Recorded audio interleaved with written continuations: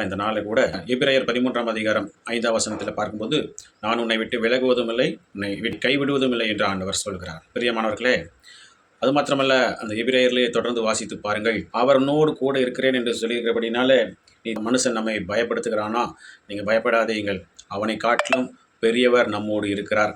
பிரச்சனை பண்ணுகிற எந்த மனிதனுக்கும் நீங்கள் பயப்பட தேவையில்லை. அவனை காட்டிலும் நம்முடைய தேவன் பெரியவராக இருக்கிறார்.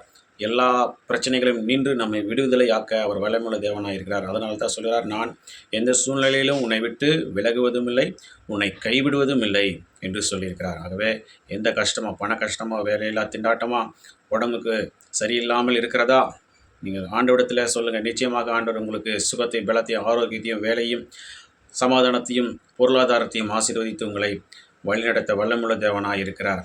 ஆகவே விசுவாசிப்போம். ஆண்டவர் நம்மோடு இருக்கிறார். நம்மை விட்டு விலகுவதும் இல்லை, நம்மை கைவிடவும் மாட்டார். பிரார்த்தனை செய்வோமா?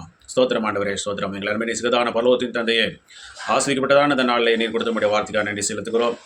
நான் உன்னை விட்டு விலகுவதும் இல்லை, உன்னை கைவிடுவதும் இல்லை என்று சொன்னது மாத்திரமல்ல, நீங்கள் தைரியமாக இருங்க, நான் உன்னோடு கூட இருந்து உன்னை பலப்படுத்துவேன், உனக்கு சகாயம் பண்ணுவேன், என் நீதியின் வலது கரத்தினால் உன்னை தாங்குவேன் என்றும் சொல்லியிருக்கிறீங்க ராஜா.